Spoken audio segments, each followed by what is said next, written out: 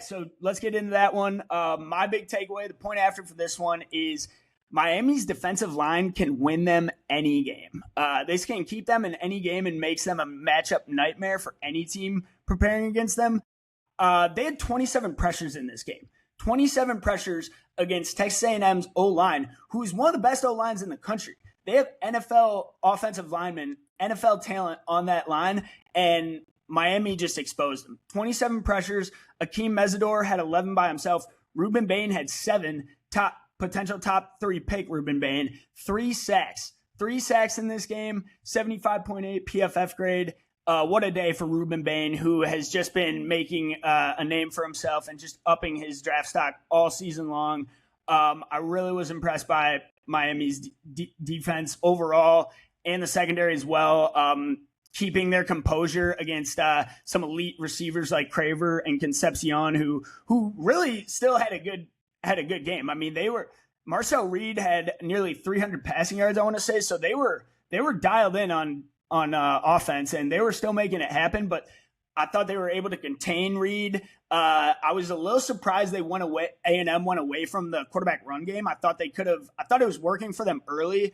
And then I felt like they became too one-dimensional. I know Le'Veon Moss got hurt, but Marcel Reed was making plays with his legs, extending a lot of third downs, picking up a lot of third downs with his legs. And then they kind of went away from that. I didn't see any quarterback design runs in the second half, which I thought Reed's legs should have been more of a weapon. Only finished with 27 rushing yards total on 15 attempts. Obviously, that's the sacks involved. So, take that. He still had a couple first down carries, which I thought were needed, and I'm not sure why A&M kind of went away from that. Thought they made him try to win the game with his arm, which I think we've learned that that's not Reed's specialty. I think he's very good at play action and getting the ball to his receivers quickly, but I think when he's dropping back play after play and you give him too much time, I think that's where the D-line can get home, if you will. I think that's where the D-line gets home. They had, I believe there were 7 total sacks in this game. So Reed was just under pressure all day, could not get the ball out to his receivers on time. 49.6 passing grade. So I think that's where Reed really needs to develop over the offseason. Obviously, A&M season is over.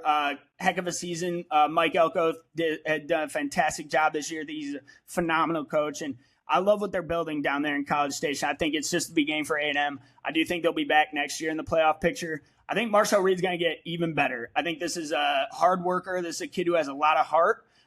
He's a super talented athlete and a smart quarterback, but I think he's got a ways to go from a passing standpoint. We saw in that very last play that he underthrew the receiver just a little bit behind the guy, and the Miami DB was able to pick it off and end the game, and that was ultimately what cost them.